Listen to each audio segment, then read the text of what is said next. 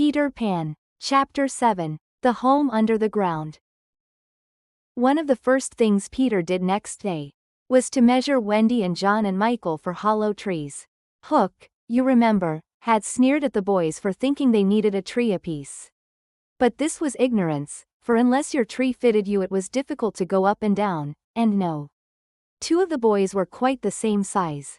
Once you fitted, you drew in your breath at the top, and down. You went at exactly the right speed, while to ascend you drew in and let out. Alternately, and so wriggled up. Of course, when you have mastered the action, you are able to do these things without thinking of them, and nothing can be more graceful. But you simply must fit, and Peter measures you for your tree as carefully as for a suit of clothes. The only difference being that the clothes are made to fit you, while you have to be made to fit the tree.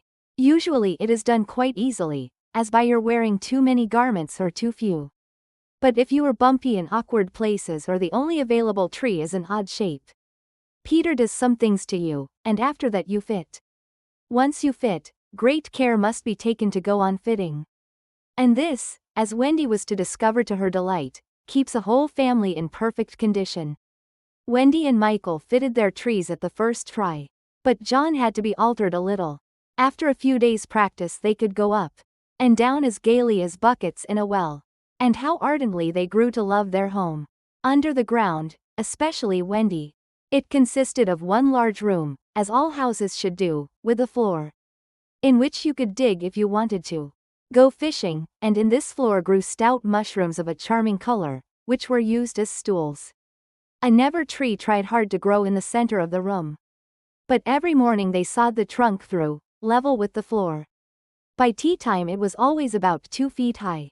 And then they put a door on top of it, the whole thus becoming a table. As soon as they cleared away, they sawed off the trunk again. And thus there was more room to play.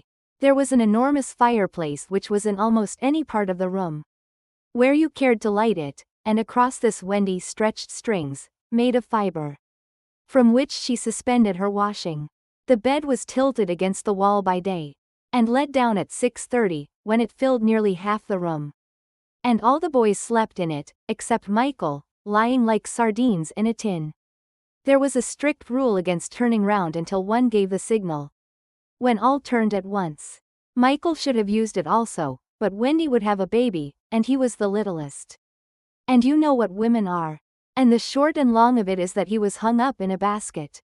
It was rough and simple, and not unlike what baby bears would have made of an underground house in the same circumstances.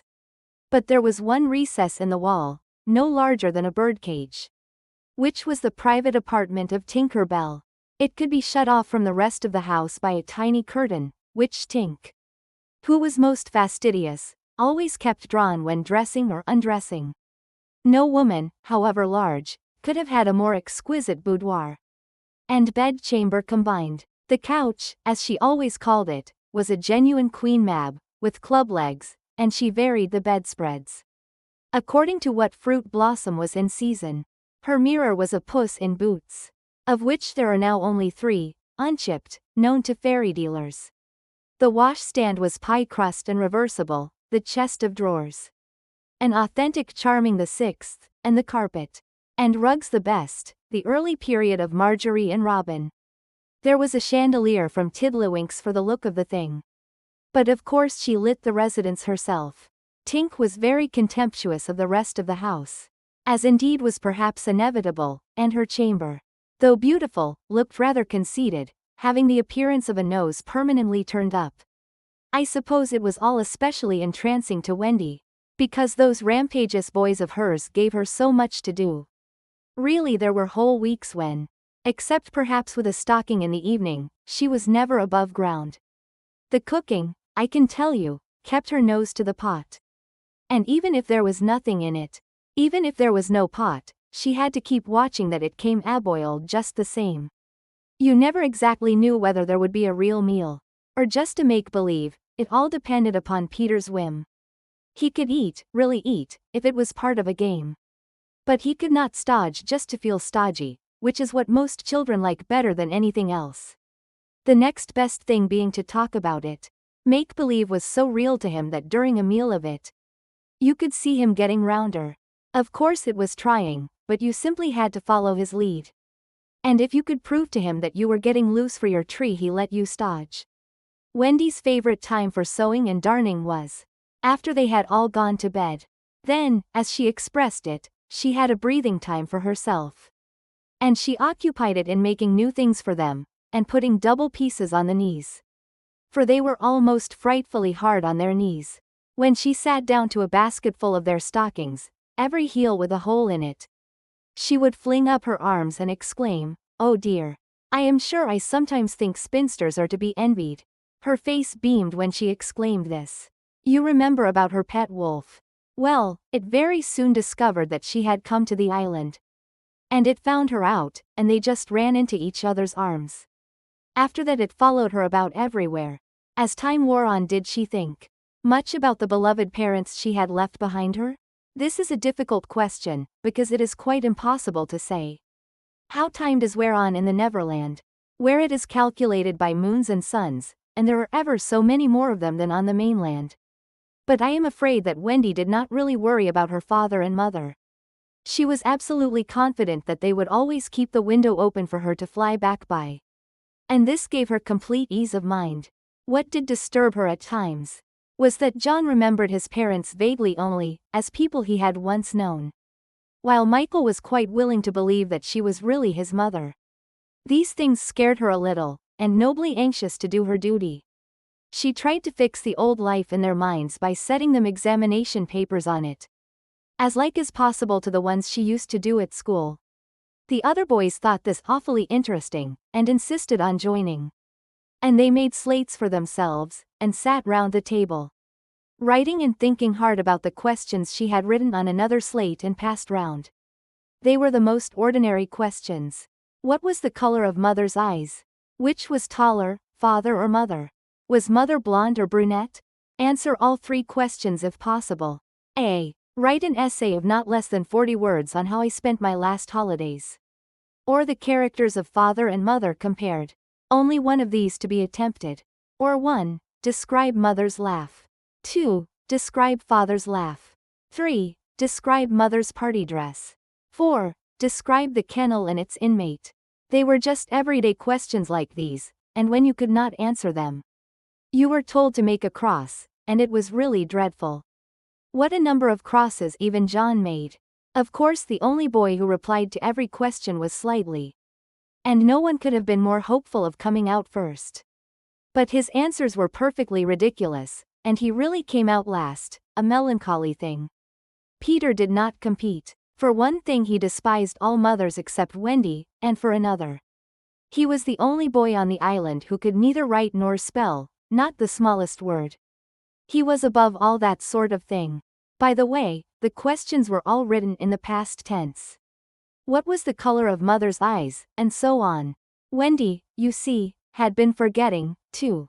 Adventures, of course, as we shall see, were of daily occurrence.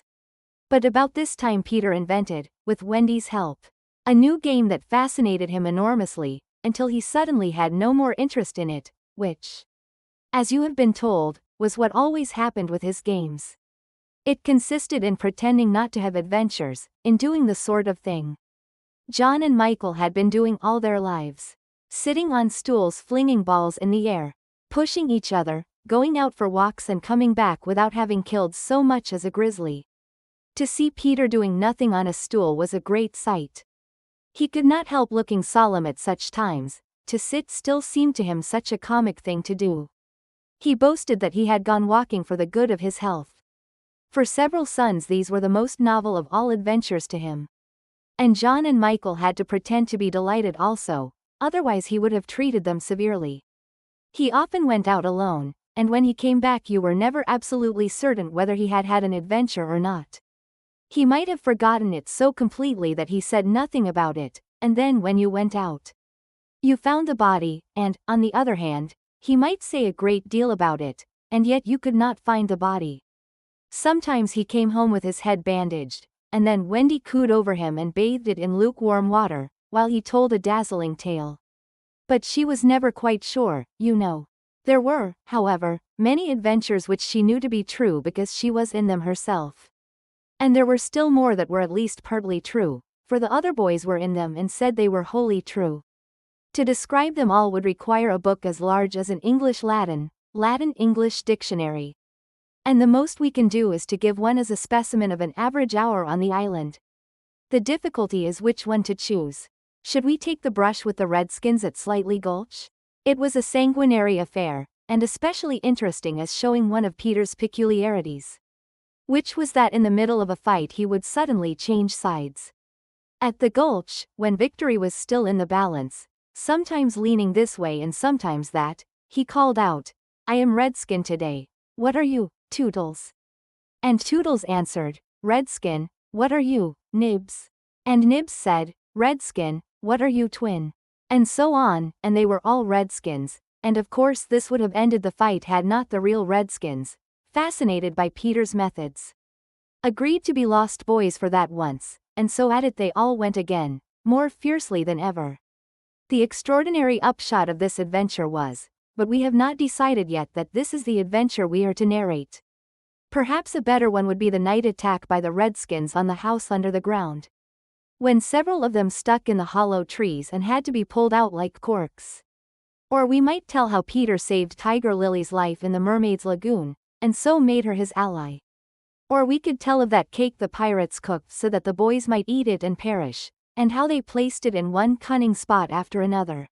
But always Wendy snatched it from the hands of her children, so that in time it lost its succulence, and became as hard as a stone, and was used as a missile, and Hook fell over it in the dark.